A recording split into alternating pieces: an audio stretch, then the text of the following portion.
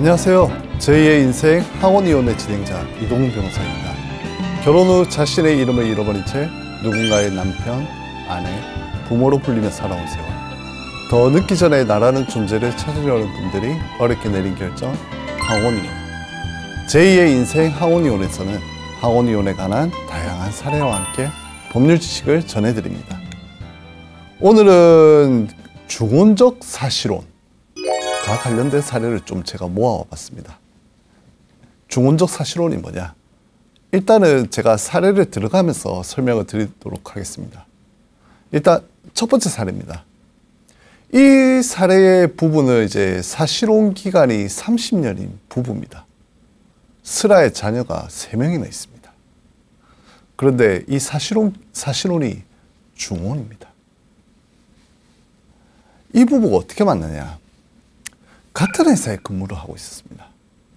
그래서 서로 남편하고 이제 아내라고 제가 호칭을 하는데 이게 아내라고 호칭을 해도 되는지 모르겠습니다. 일단 아내라고 호칭을 하겠습니다.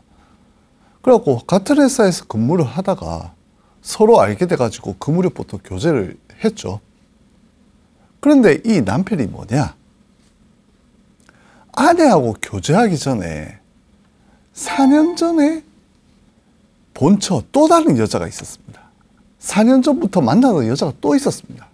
그 여자를 일단은 본처라고 표현을 하겠습니다. 4년 전 본처하고 교제하다가 아내하고 교제할 무렵에 이 본처하고 결혼식을 올려버리는 겁니다. 그리고 혼인신고도 마쳐버렸습니다. 그리고 이제 본처 사이에서 아들 하나를 또 출산을 합니다. 이렇게 이제 본처하고 혼인신고를 했으면은 안 만나야 될 거 아닙니까? 그런데 안 만나면 스토리가 되겠습니까? 이제 스토리가 시작됩니다.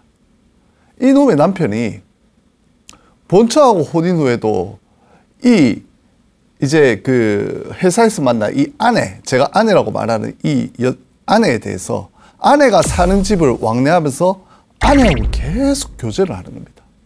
그리고 이 교제하는 과정에서 성관계도 가지고 있으니까 애가 생겨버렸네요. 그래서 2년 뒤에 딸을 낳습니다. 근데 이 아내 같은 경우에는 남편하고 혼인한 것도 아니니까, 그리고 아주 과거니까 혼인 30년 차 부부라고 했지 않습니까? 아내 같은 경우에는 출산 후에 딸에 대한 친권을 포기하고 이 딸을 진짜 눈물을 머금고 입양기관을 통해서 입양을 보냅니다. 그리고 이 과정에서 남편이 아내한테 그렇게 하라고도 지시를 했습니다. 그래서 결국은 이런 과정에서 남편하고 아내하고 이제 갈등이 생기는 거죠. 갈등이 생겨서 결국은 헤어집니다.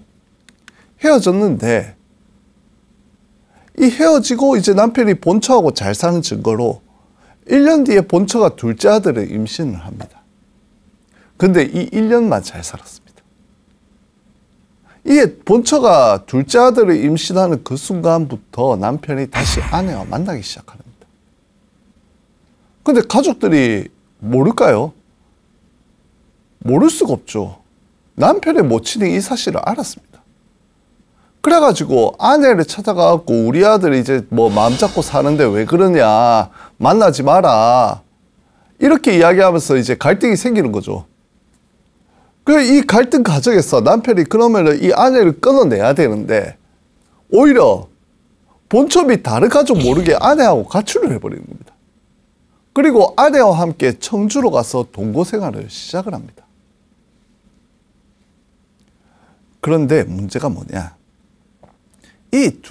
본처가 둘째 아들을 임신했을 무렵에 남편과 아내가 또 만나면서 아내 역시 임신을 해버렸습니다.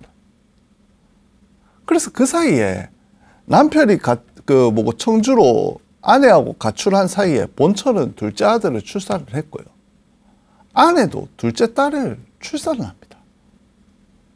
이 가출을 하고 나니까 가족들한테 안 알렸지 않습니까? 이거 근데 본처의 둘째 아이가 출산이 됐습니다. 이거 애를 어떻게든 케어를 해야 되니까 일단은 남편의 동생과 지인들이 남편의 행방을 수소문을 합니다. 그래갖고 여기 뭐 이 사람 아십니까? 하면서 그 당시에 뭐 이제 뭐 인터넷이 있습니까? 뭐가 있습니까? 뭐 경찰에도 알려보고 실종 신고도 해보고 그렇게 하다가 이제 청주에 살고 있는 남편을 찾게 됩니다. 그래서 남편을 찾아가지고 이제 설득을 하는 거죠. 야, 본처 사이에 둘째 아들이 태어났다. 어떻게 할 거냐. 그래서 남편이 이러는 거죠. 야, 여기도 둘째 딸이 태어났다. 이 아이는 입양 보낼 수 없지 않냐. 이렇게 실랑이를 계속 하는 겁니다. 그래 결국은 안 돼가지고 남편이 이제 아버지를 방문을 합니다. 아버지 죄송합니다. 그런데 내가 본처 말고 내가 사랑하는 여자, 이 아내와 함께 청주에서 살고 있습니다. 근데 애까지 태어났는데 아버지가 좀 잘 사셨거든요. 경제적 지원을 좀 해달라고 부탁을 합니다. 그래 아버지가 이제 기도 안 차지만 어쩌겠습니까? 그래 결국 아버지 금전적 지원을 이제 해줍니다. 해줘가지고 결국 남편이 아내와 함께 청주에서 비디오 가게를 운영을 합니다. 그리고 아버지한테 경제적 지원을 받으면서 조건이 있었습니다. 본처도 챙겨라. 그래서 남편이 그 무렵부터 본처의 집과 아내의 집을 왕래를 하면서 두 집 살림을 하기 시작합니다. 그러니까 이게 본처의 집을 이제 왔다 갔다 한 게 아니고 어떻게 했냐면은 일단 아내가 사는 집을 주로 거주하면서 아주 가끔씩 이제 본처가 사는 집에 와갖고 들려가지고 뭐 애들 잘 있냐 보고 다시 이제 주로 이제 아내가 사는 집에 왔다 갔다 하는 형식이었습니다. 이렇게 삶을 사니까 본처 같은 경우에 생활이 되겠습니까? 안 되겠죠. 그래 이러다 보니까 이제 시아버지가 본처한테 도움을 좀 많이 줍니다. 경제적으로. 그런데 이제 애들이 있으니까 애들한테 아빠가 없다는 게 힘들지 않습니까? 그러니까 결국은 시아버지 도움 받아가지고 자녀들 다 데리고 남편이 있는 청주로 이사를 합니다. 본처도. 그 사이에 무슨 일이 있냐? 남편과 아내 사이에 애가 몇 명이었다고요? 3명이었습니다. 이때 셋째 딸을 출산을 합니다. 남편과 아내가. 그런데 본처 같은 경우에 청주에 왔잖아요. 청주에 왔으면은 시아버지가 아니라 남편이 그래도 본처 사이에 아들이 둘이 있는데 여기에 생활비라도 지원을 해야 될 거 아닙니까? 전혀 지원을 안 합니다. 남편. 결국은 남편이 생활비하고 양육비를 제대로 지급을 안 하니까 경제적 형편이 어떻겠습니까? 완전 박살이 나는 거죠. 아예 뭐 밥을 쌀을 사오기도 힘들 정도까지 거의 궁지에 몰립니다. 그래서 결국은 본처가 청주에 온 게 뭡니까? 남편이 그래도 좀 도와줄 거라고 생각하고 청주에 왔는데 안 도와주니까 결국은 시아버지가 내준 임대차 보증금 반환받아가지고 자녀들 데리고 대구로 이사를 해버립니다. 그리고 이 사이에 또 뭔 일이냐면 아내하고 남편이 청주에서 거주하다가 서로 뭐가 되겠습니까? 비디오 가게 한다고. 그 결국은 돈이 있는 시아버지가 거주하는 지역으로 이사해가지고 계속적으로 동거생활을 합니다. 본처 같은 경우에 대구로 이사한 뒤에도 경제적으로 나아지겠습니까? 경제적으로 나아지지 않았습니다. 그 당시에 본처 같은 경우에도 어떠한 직장을 구한 것도 아니기 때문에 직장을 구하면 애들을 키울 수가 없지 않습니까? 경제적 어려움이 계속 지속이 되니까 결국은 남편한테 일단 첫째 아들이라도 양육을 부탁한다고 첫째 아들을 남편한테 보냅니다. 그래서 그 이후로는 첫째 아들은 남편하고 아내 그 사이에 그 자녀 3명하고 함께 생활을 하게 됩니다. 그래서 이걸 보다 못한 시아버지가 본처한테 몇 차례 금전적인 지원도 하기는 합니다. 그런데 그게 좀 모자라죠. 이제 이 아내 같은 경우에는 몇 명을 키우는 거죠, 애를. 본처하고 사이에 첫째 아들, 그 다음에 남편하고 사이에 3명의 딸들, 4명을 키우는 겁니다. 이 아내가 가사하고 자녀 양육을 하면서 남편과 시아버지가 하는 농사일하고 건축일을 돕습니다. 또 애 4명을 키워야 되니까 생활비가 모자라겠죠. 그래서 유치원 교사도 하고요. 문화관광해설사 등을 일하면서 계속 생활비를 봅니다. 그래도 생활비가 모자라니까 시아버지가 남편한테 사업 관련 경비 및 생활비 명목으로 금전을 계속 지원을 해줍니다. 그런데 착각하시면 안 됩니다. 이 안에 본처가 있기 때문에 아직 혼인신고 못했고 주혼적 사실혼 상태입니다. 이렇게 이제 생활이 지속이 되니까 뭐 아내의 부친도 아내의 부친도 있을 거 아닙니까? 포기해야죠.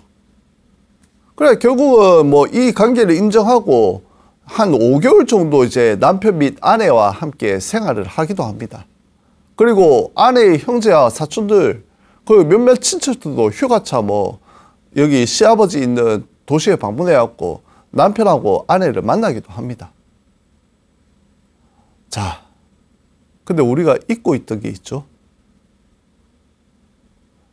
제가 딸 3명을 키우고 있다 했는데 아니겠죠. 친권을 포기한 첫째 딸. 친권을 포기한 첫째 딸이 어떻게 됐냐가 궁금하시죠. 친권 포기하고 한 20년 뒤에 아내하고 연락이 닿습니다. 다행이죠. 그래서 그 무렵부터 이 친권을 포기한 첫째 딸이 명절에 남편과 아내에게 인사를 하는 등 서로 왕래를 합니다. 그런데 이 남편이 뭐 시아버지한테 뭐라고 하냐면은 이 첫째 딸이 아내 사이에서 낳은 딸이라는 사실을 이야기를 하질 않는 겁니다. 그냥 아내가 내 만나기 전에 가지고 있던 애다. 이런 식으로 이야기를 해놨습니다. 참 자기 애라는 거 책임을 안 지죠.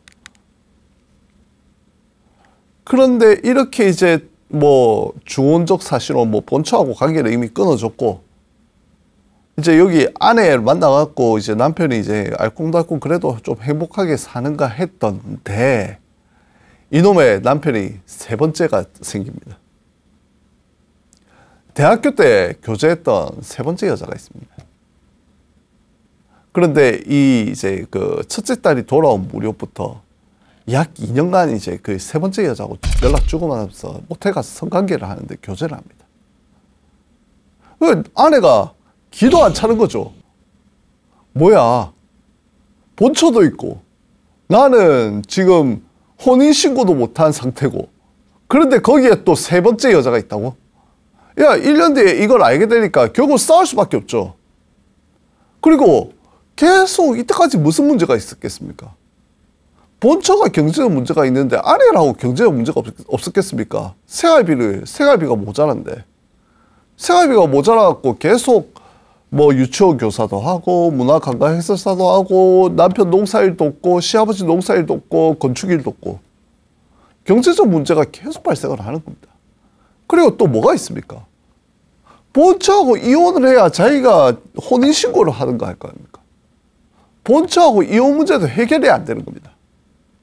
이걸로 남편하고 계속 갈등이 일어났습니다.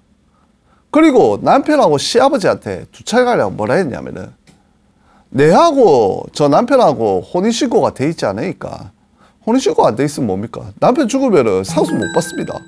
어떻게 받습니까? 사실혼의 문제가 그겁니다. 그러니까 결국은 혹시나 사람 어떻게 될지 모르니 시아버지 소유의 부동산을 내 명의로 해달라고 요청을 계속합니다.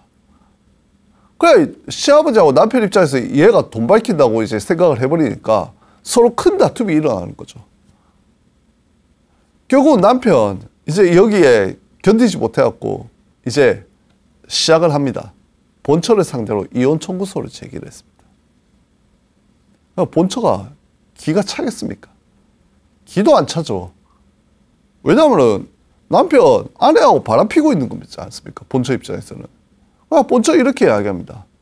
남편이 아내하고 부정행위하고 생활비 제대로 지급도 안 했는데 내 자녀들을 위해서 이혼할 수 없다. 누구 좋아라고 이혼하냐.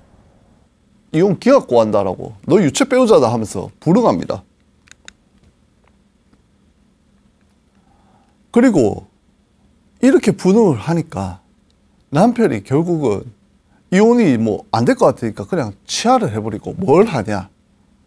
아내한테 내가 그 남편이 증여받은 임야가 있었습니다. 이거를 아내의 입을 막는 목적으로 매매를 원인으로 소유권 이전 등기를 맞춰줍니다. 그리고 본처하고 이혼 소송을 5개월도 안 돼서 취하를 해버립니다. 그래갖고 근데 아내가 이 임야를 임야가 생각보다 돈이 안 되거든요.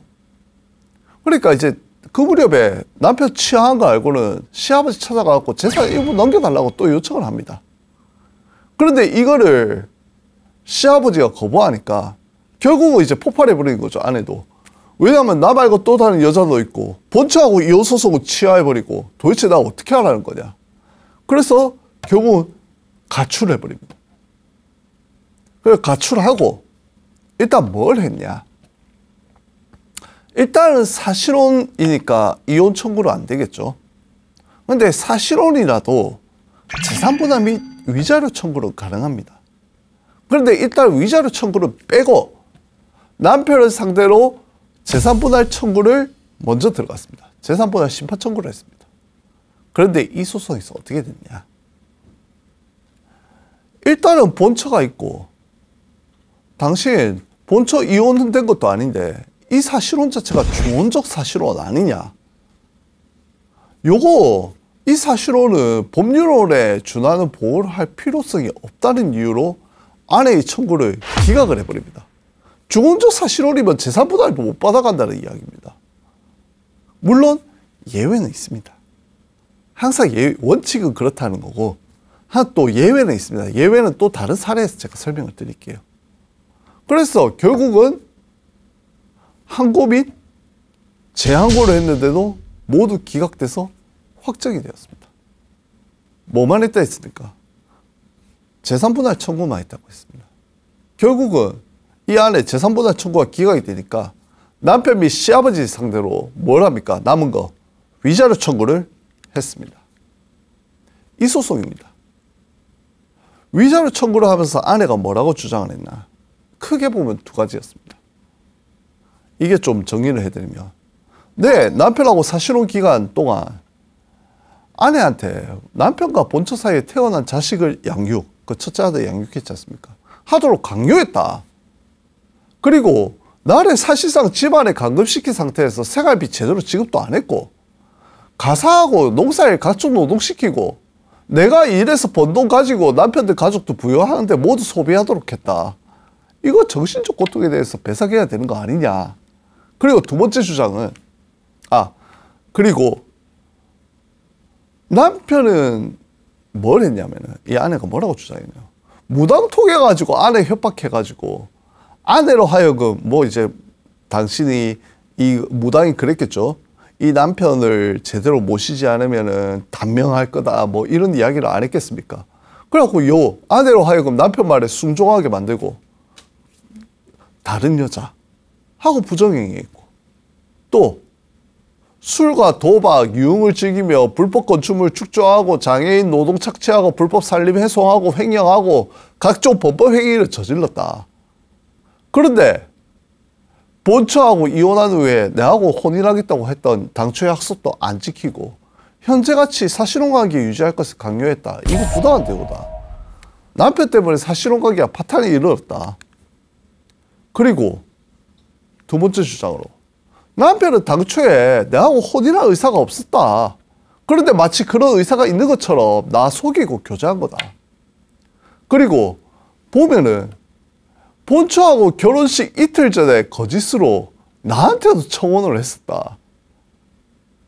그리고 본처하고 혼인하고 난 뒤에 본처하고 이혼할 테니까 나하고 혼인하겠다고 계속 내 기망해갖고 만날 것을 강요하고 그 과정에서 뭔 일이 있었냐.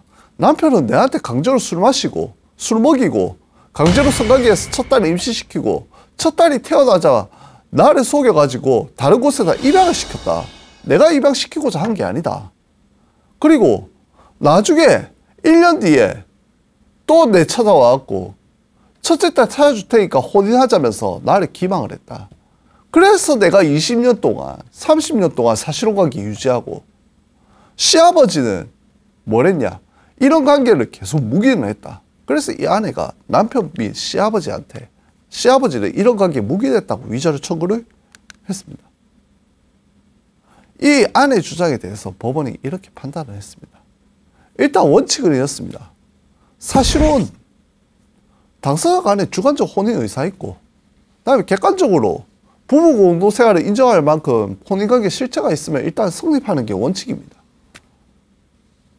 그런데 만약에 부부 일방이 혼인신고를 한 상태에서 법률혼이 지속이 되고 있는데 일방이 다른 사람하고 중혼적 사실혼 관계를 맺고 있는 거는, 이거는 일부 일처주의, 우리나라 일부 일처주의입니다. 일부 일처주의를 채택해갖고 중혼 금지하는 우리 법제화에서 원칙적으로 사실혼을 인정하지 않는다는 게 법원의 입장입니다. 그래서 아내가 청구한 재산분할 청구가 기각이 된 거고, 이 위자료 청구도 기각이 되는 게 마땅하다는 것이 법원의 입장입니다. 다만입니다. 예외는 있는 거죠. 예외적으로 중혼적 사실혼이라고 하더라도 이 법률혼, 이 혼인신고한 법률혼이 사실상 이혼 상태다. 사실상 이혼 상태고 이혼 신고만 안 한 거다. 라는 특별한 사정이 있다면은 법률혼에 준하는 보호를 해주겠다는 게 법원의 입장입니다. 다시 말하면은 이 상태면은 재산분할 청구도 위자료 청구도 우리가 판단을 해주겠다라는 겁니다. 그런데 이 사안 같은 경우에 정리를 좀 해보죠. 일단은 본처하고 법률상 혼인관계가 유지가 되고 있습니다. 중혼적 사실혼이죠. 그리고 본처가 대구로 이사간 이후에 남편하고 본처 간의 왕래가 거의 없었습니다. 일단은 좀 희망이 보이죠. 그런데입니다. 일단은 이 아내가 주장 그 자체로만으로도 당초부터 본처가 있다는 사실을 알고 있는 상태에서 사실혼 관계를 유지를 했지 않습니까? 그리고 첫째 딸 낳고 입양 보내고 헤어졌습니다. 근데 헤어졌는데 뭐 남편이 뭐라고 했든 다시 만났지 않습니까? 그리고 그 과정에서 남편 모친이 더 이상 만나지 말라고 하면서 갈등이 생겼는데 본처가 임신한 것도 알고 있었습니다.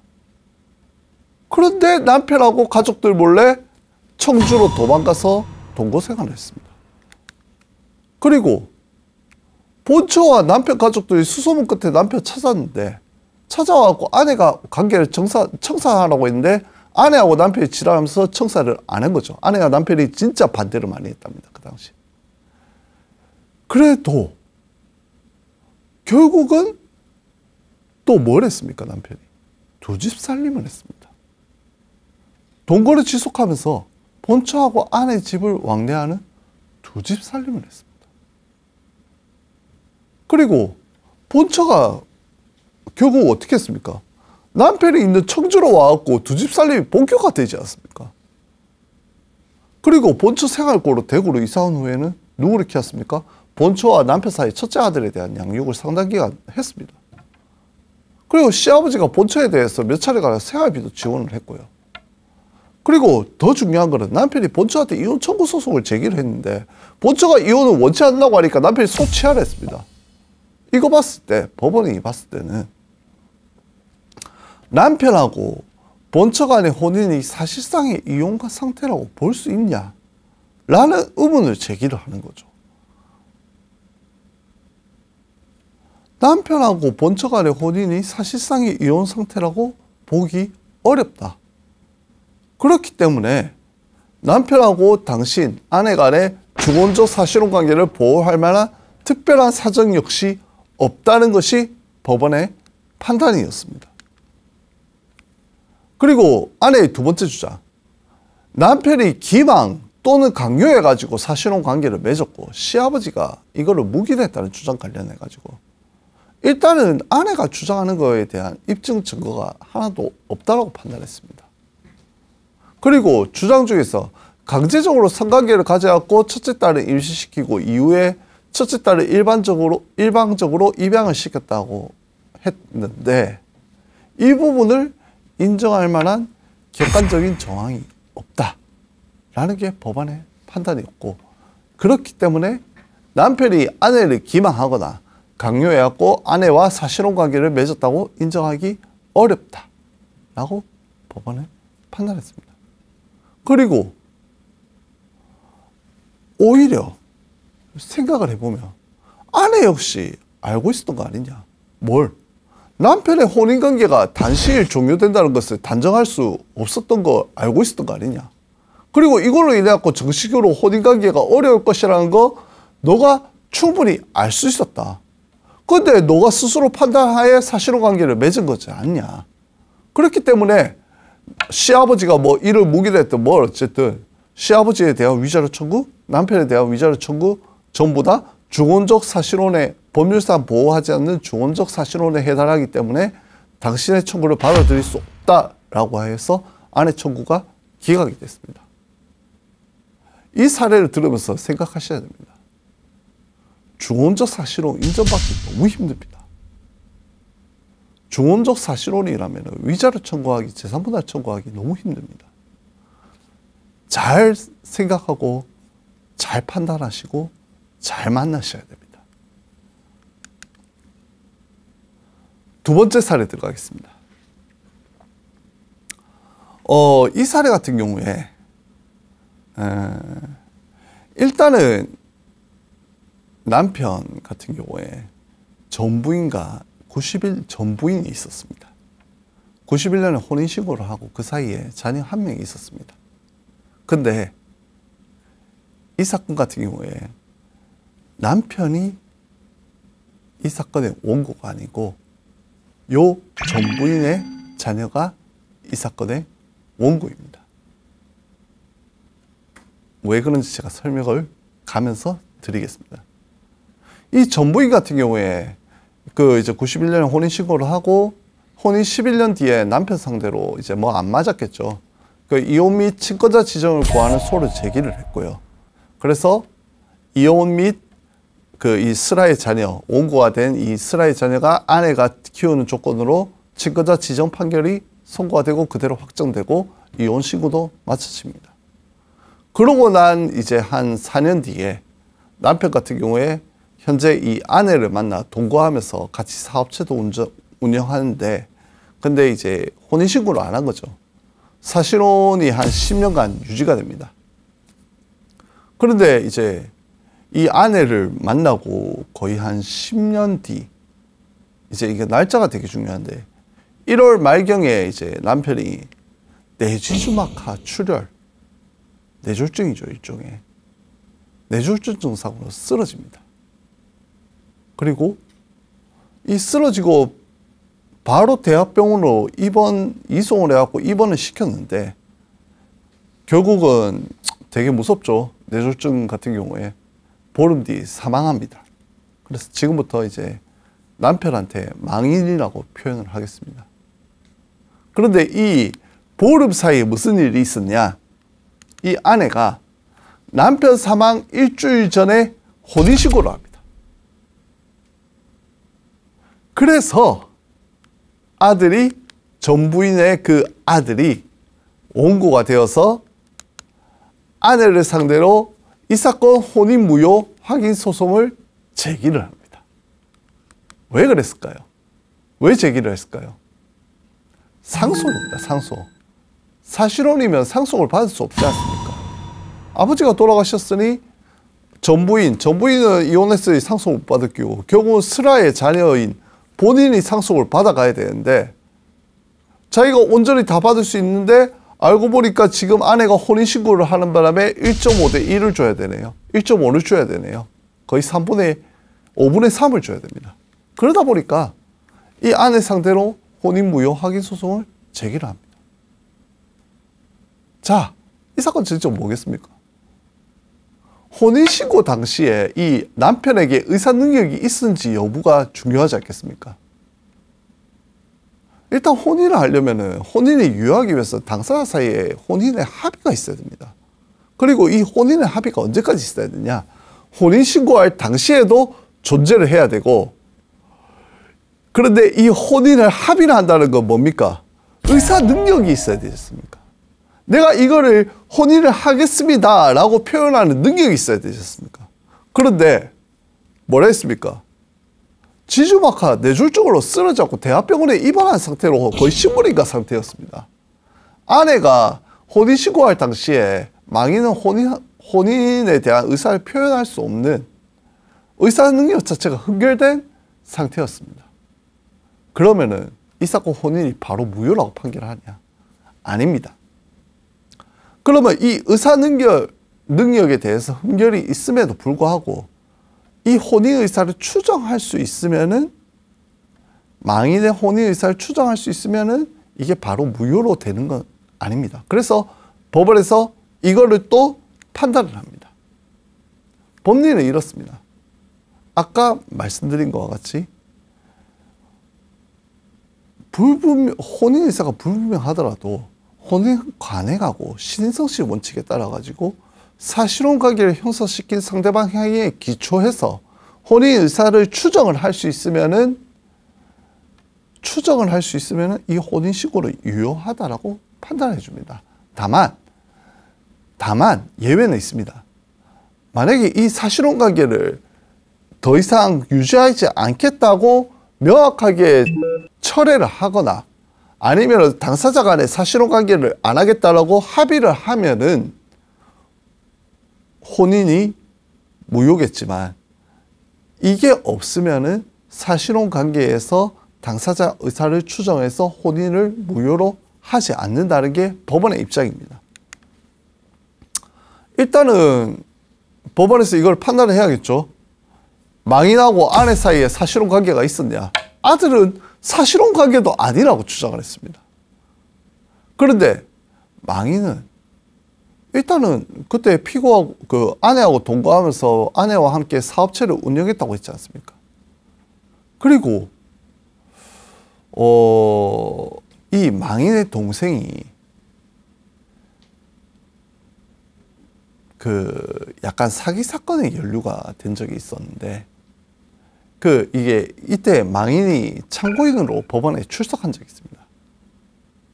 그래서 여기서 뭐라고 했냐면은, 아내하고 2002년경에 우연히 만나가지고 서로 같이 살게 됐고, 아내가 사실상 처였다. 그리고 사실상 처면서 회사의 격리 업무를 모두 담당했다는 취지로 이야기를 했었고요. 그리고 망인의 동생도 망인하고 아내의 관계에 대해서 10년 넘게 살고 있는 여자고 서류상으로 아직 혼인신고가 된 건 아니지만 어쨌든 형수다 라는 취지로 이야기를 했었습니다. 그리고 이 사건 소속에서 이제 증인으로 출석한 모텔 주인이 있었거든요. 사실 이 아내하고 남편이 사업을 하다가 사업이 잘 안 돼가지고 모텔이 좀 전전을 했습니다. 그래서 이 모텔 주인이 출석을 해갖고 뭐라 했냐면, 망인하고 아내가 모텔에 몇 달 정도 숙박을 했고, 물론 이제 그 아내가 사업이 잘 안 돼서 오갈 데 없다고 해서 뭐 자신이 살고 있는 전셋집 방 한 칸을 망인하고 피고한테 한 6개월 정도 세줘갖고 살게 했었다. 그런데 내가 그때 망인하고 아내를 봤을 때 서로 여보 당신을 호칭하고 거의 부부 관계로 보였다 라고 진술을 합니다. 또 망인의 누나들이 있죠. 그리고 이 누나들이 뭘 했냐면은, 망인하고 아내가 사실상의 부부였고 우리는 그 아내를 올케로 대우했다 라는 취지로 사실확인서를 또 작성해갖고 제출을 합니다, 법원에다가. 그리고 이 망인하고 아내하고 양가 집안 경조사의 부부로서 참석을 하고 가족사진도 촬영하고 이렇게 했었는데 문제가 있습니다. 아내가 2016년까지 전 남편하고 혼인관계가 법적으로 혼인관계가 유지가 되고 있었습니다. 주권적 사실혼이죠. 아내 때문에. 그래서 아들이 사실혼 관계 오케이. 그런데 이거 주권적 사실혼 아니냐, 보호 못한다 라고 주장을 하는 거죠. 그런데 이게 예외에 딱 걸린 겁니다. 이미 아내의 전 남편이 무단 가출해가지고 아내하고 사실혼 관계가 시작되기, 남편하고 아내가 사실혼 관계가 시작되기 전부터, 상당 기간 전부터 이미 파탄 관계에 있었던 겁니다. 그래서 이 경우는 법률원에 주하는 주권적 사실혼이라도 보호할 필요가 있다라고 법원이 판단해 줍니다. 그래서 이거를 다 종합을 했을 때 망인하고 아내 사이의 주관적인 혼인 의사는 물론 객관적으로도 부부 공동생활 인정할 만한 혼인관계에 실체가 있었다고 봄이 상당하다 라고 해서 일단은 사실혼관계 인정을 했습니다. 그리고 아들이 제출한 자료만으로 이 사건 혼인신고 당시에 망인이 혼인의사가 불분명하거나 아니면은 망인이 혼인의사를 철회했거나 혼인의 의사가 결여됐다는 점이 인정될 만한 증거가 하나도 없다라고 법원이 판단합니다. 아들이 뭐라고 했냐면은 이게 사실 이게 사업이 안 되면 결국 문제가 되는 게 이 사기 사건이 문제가 되지 않습니까? 사업이 안 되면 돈을 못 갚으니까 결국은 우리나라에서 가장 많은 형사건인 사기 등의 범죄가 문제가 되는 거죠. 그래서 아들이 뭘로 괴롭히냐면은 뭘로 공격을 하냐면은 아내가 아버지 돌아가시기 5년 전부터 사기 등의 범죄에 연루돼 가지고 아버지도 엮여 있고 아버지 동생도 엮여 있는 상황 아니냐. 이 상황에서 망인이 아내하고 혼인을 계속할 의사가 있었다고 볼 수 있느냐 라고 주장을 했는데 법원이 이렇게 이야기합니다. 근데 그 같은 사정 봤을 때 그것만으로 상당기가 유죄여도 사실혼관계에 대한 혼인의사의 추정이 분명히 될까? 그리고 그 당시 사기가 문제가 됐을 때 아버지하고 그 아내하고 떨어져 살았던 게 아니고 모텔을 서로 전전하면서 그리고 서로 같이 살려고 모텔 주인한테 부탁하면서까지 전셋집 구해가지고 전셋집 방 한 컷 구해갖고 서로 계속 같이 살았던 거 아니냐. 결국은 너가 주장하는 것들이 너의 상속권이 뺏기기 때문에 이렇게 주장하는 것이 아니냐라는 취지로 말합니다. 그래서 결론적으로 망인하고 사실혼관계에 있던 중에 망인의 의사능력이 결여된 상태에서 망인이 뇌졸중에 걸린 상태에서 이 사건 혼인신고를 마치긴 했지만 우리가 봤을 때 재반 사정을 비춰보면은 그 당시 망인 혼인의사 추정되고 그리고 내가 봤을 때 이를 뒤집을 만한 사정 역시 없다. 그렇기 때문에 아내하고 망인 사이의 혼인은 그대로 유효하다 해서 그 전 부인의 아들의 이혼 무효 확인 소송을 기각을 합니다. 이게 결국은 문제가 되는 게 이런 겁니다. 사실혼 자체가 유지가 되면은 참 좋겠죠.